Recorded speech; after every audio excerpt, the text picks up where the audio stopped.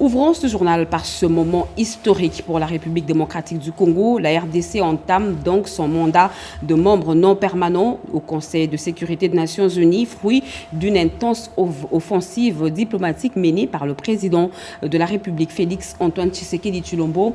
La ministre d'État, Thérèse Kaikwamba-Wagner, salue un tournant majeur pour la voix du Congo sur la scène internationale. Elle a dit au micro de Giscard Koussema.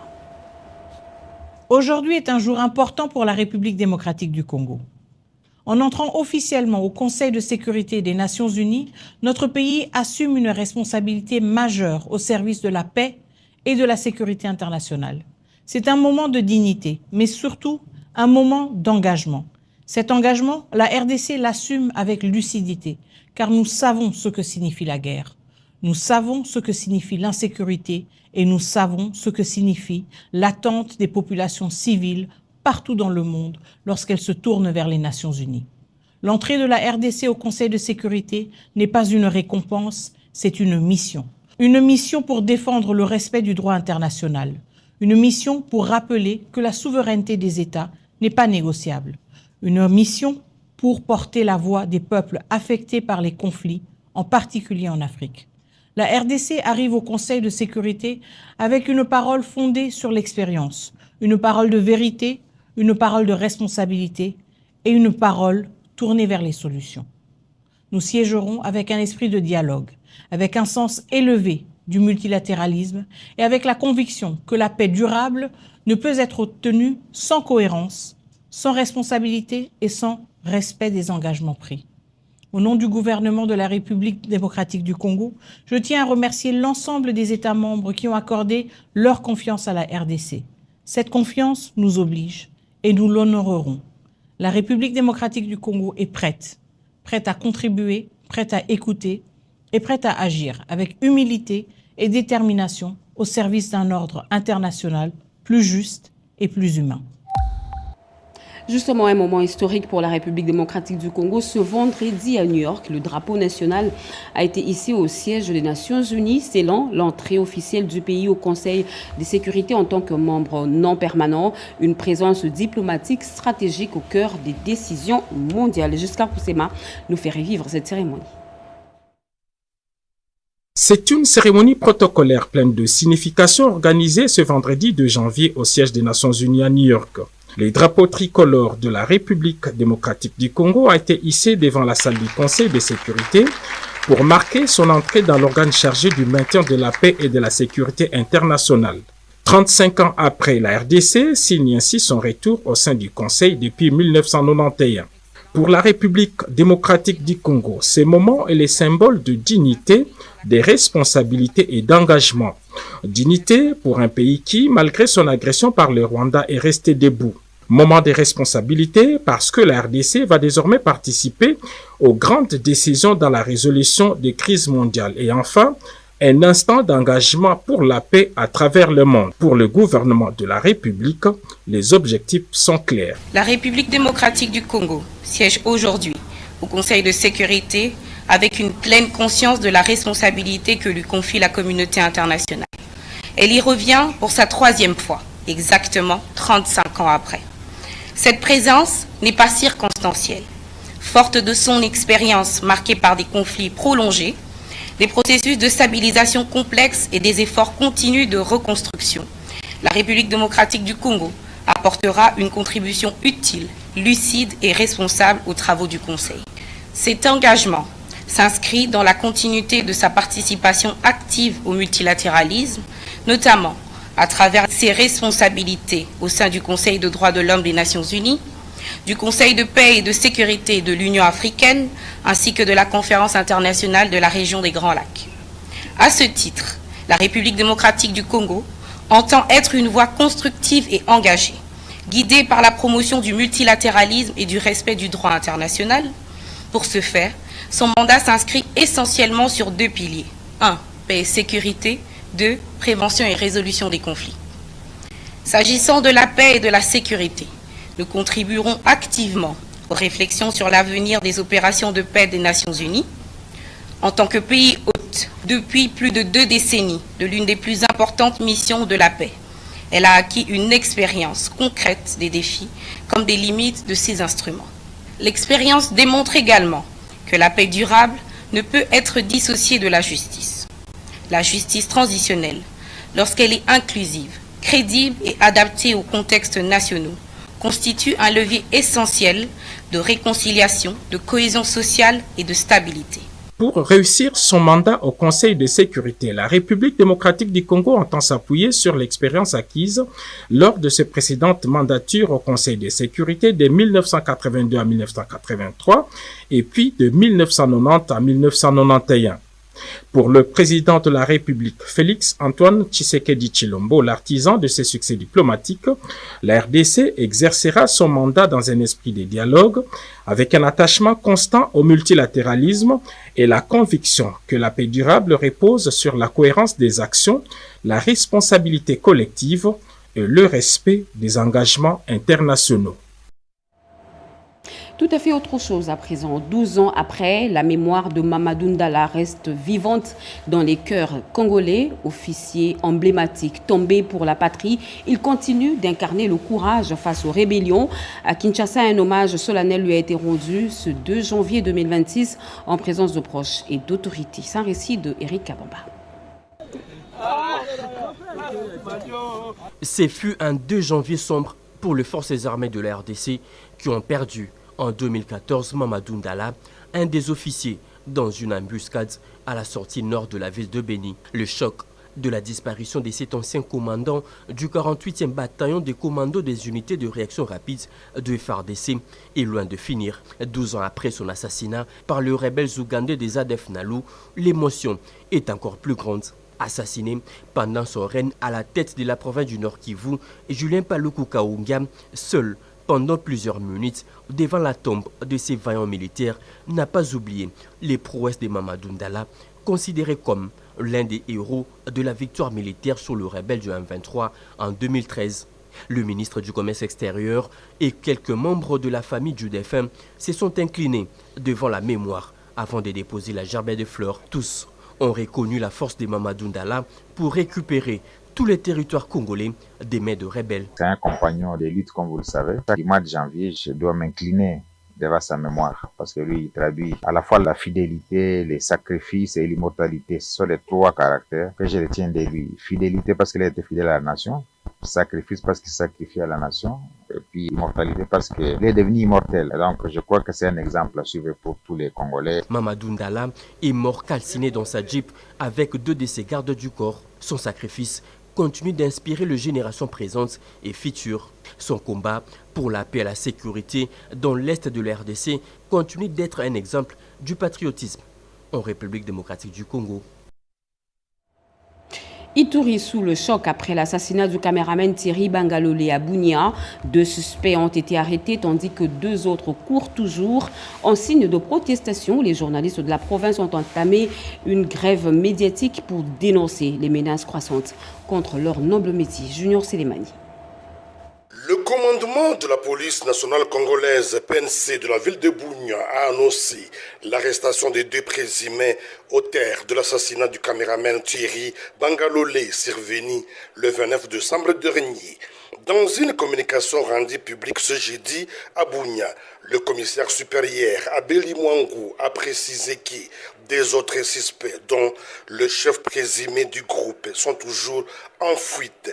Ils sont activement recherchés par les services de sécurité et de défense. À cet effet, les responsables de la PNC a appelé la population à une collaboration étroite afin de faciliter leur arrestation. Nous signalons également que nos services de sécurité sont parvenus à interpeller 2 de 4 présumés suspects, auteurs du meurtre de notre regretté jeune frère et journaliste Thierry Lolé, tué par les bandits munis d'armes blanches en date du 29 décembre 2025 à son domicile sur avenue Gouvernorat, quartier Oo, commune de Mbunia.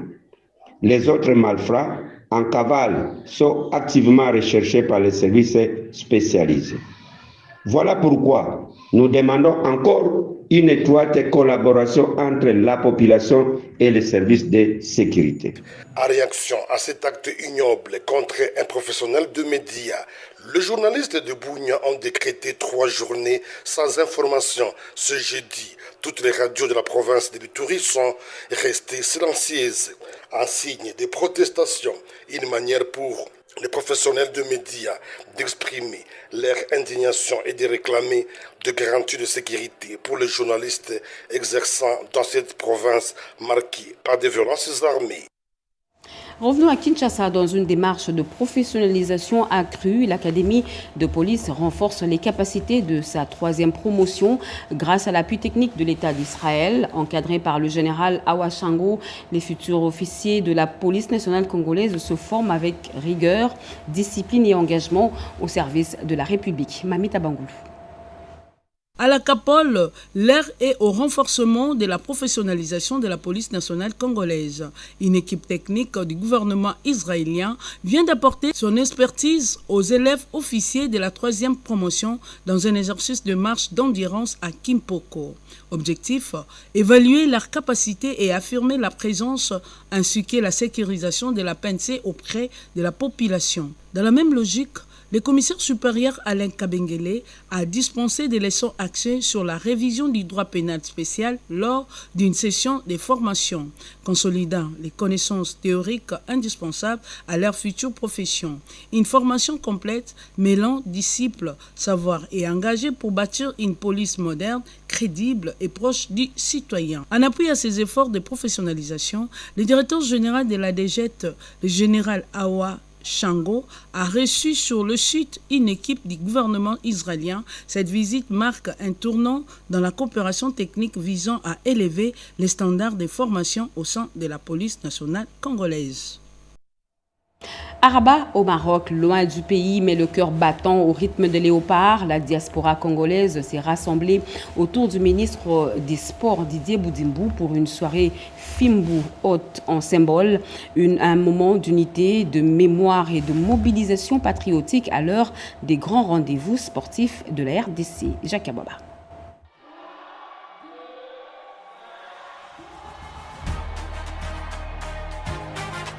À Rabat, capitale du Royaume du Maroc, la communauté congolaise a célébré l'entrée dans l'année 2026 lors d'un réveillon officiel au Léopard Business Village, placé sous le signe de l'unité nationale, du soutien aux léopards de la République démocratique du Congo, une initiative portée par le ministre des Sports et Loisirs, Maître Didier Boudimbou, à travers la dénommée soirée Fimbu. Organisée en présence des autorités diplomatiques, de la Fédération congolaise de football association et autres, cette soirée a rassemblé des Congolais venus de différents horizons, dans un esprit de communion, de fraternité et de valorisation de la culture nationale. À la suite de la minute de silence observée en mémoire des victimes des violences ayant endeuillé le pays au cours de l'année qui venait à peine de prendre fin, le ministre des Sports a, dans son adresse, exprimé sa reconnaissance au président de la République, son Excellence Félix Tshisekedi, ainsi qu'au comité de normalisation de la FECOFA et aux autorités diplomatiques pour leur accompagnement. Abordant l'accompagnement de l'équipe nationale engagée à la CAN Maroc 2025, le ministre a souligné les efforts du gouvernement pour faciliter la mobilisation des supporters tant du pays que de la diaspora. La soirée Fimbu s'inscrit ainsi comme un moment fort du réveillon 2026 à Rabat, traduisant la volonté des autorités de promouvoir l'unité nationale, la culture congolaise et le soutien indéfectible aux léopards dans un contexte sportif majeur pour la République démocratique du Congo. Vous venez là de reconnaître le timbre vocal de Jason Maïli Bassakissa. Restons au Maroc, véritable vedette hors terrain. Les animateurs des léopards de la République démocratique du Congo font sensation à la CAN. Leur style, énergie et ferveur conquièrent gradins et médias. Michel Kouka alias Lumumba Vea en devient l'icône incontestée. Regardez. Au sein du groupe d'animation des Fauves congolais, 3 figures se sont tissées au rang des stars des tribunes. Après chaque rencontre de la sélection congolaise, la scène est devenue quasi rituelle. Des supporters de toutes parts les acclament, sollicitent photos et vidéos. Marocains en tête, enfants, jeunes et adultes cherchent à immortaliser ces instants. D'abord, Lumumba. De son vrai nom, Michel Kouka Mbolandinga est le plus saisissant. Il demeure debout, immobile et erratique, impeccablement vêtus de costumes taillés aux couleurs du drapeau congolais. Du coup d'envoi jusqu'au coup de sifflet final, il ne s'accorde qu'une seule pause, les 15 minutes de la mi-temps. À la fin du match, ses compatriotes les soulèvent dans leurs bras et les portent en triomphe au pied des tribunes. Pour lui, ce rôle dépasse largement les cadres du sport. Son geste figé, bras doigts levés comme pour prêter serment, reproduit fidèlement la statue du premier ministre de la RDC, Patrice Emery Lumumba. Ensuite, Evoloko Salé, légende vivante de l'animation sportive congolaise, notamment au DSMP, fasciné par son apparence spectaculaire.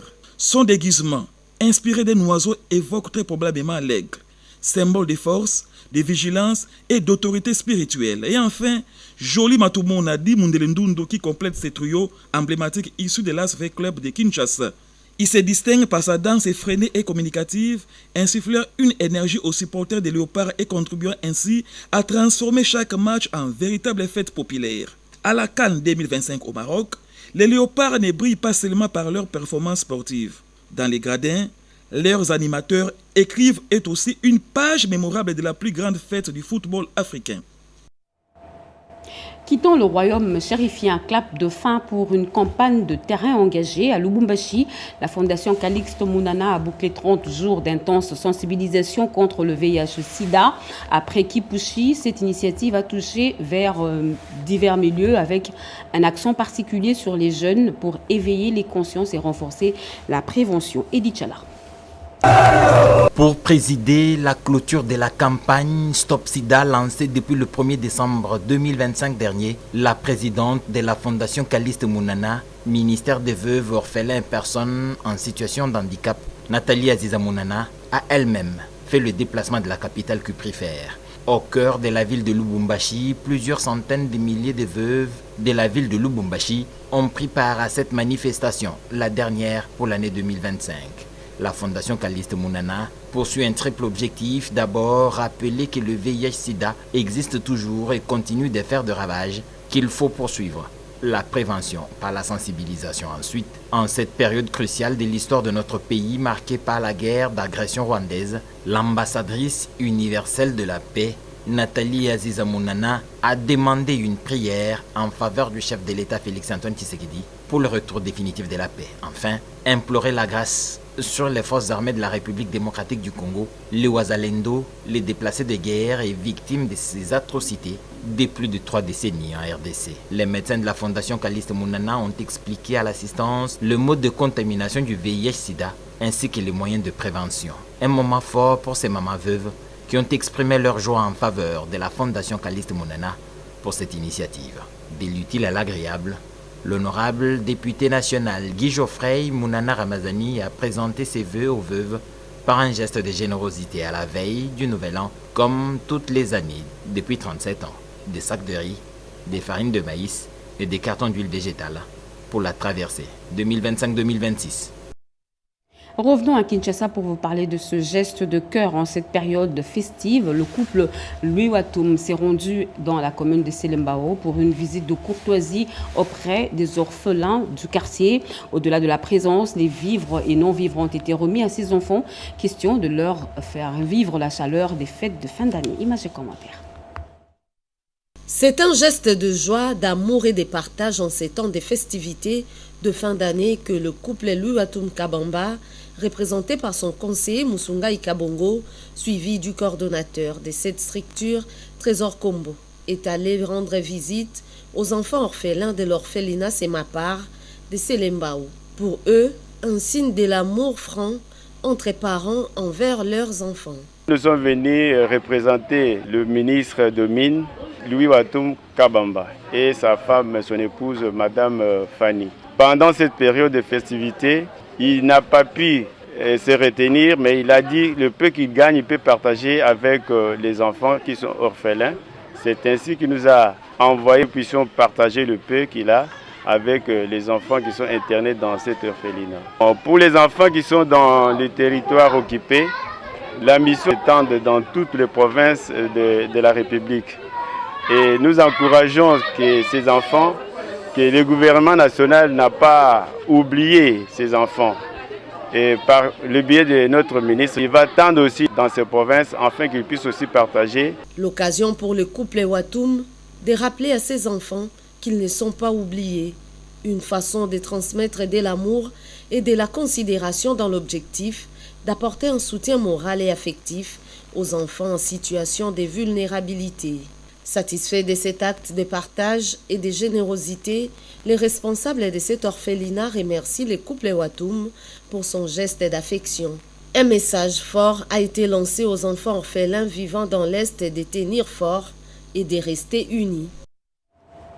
Solidarité en action à Kinshasa en cette fin d'année. Des gestes concrets se multiplient pour soulager les plus vulnérables, figures politiques et élus locaux, à l'instar du vice-gouverneur de Kinshasa, Edi Yele, du député Guigui Mulenda, ont distribué des vivres et espoirs aux familles démunies. Keren Konkolongo nous en dit plus. À Kinshasa, les actions de solidarité en faveur des populations démunies se multiplient, témoignant de l'engagement des autorités et des leaders locaux. Du côté de l'exécutif provincial, le vice-gouverneur de la ville de Kinshasa, Edi Yele Molangi, a procédé à une remise de vivres en collaboration avec plusieurs leaders de la capitale.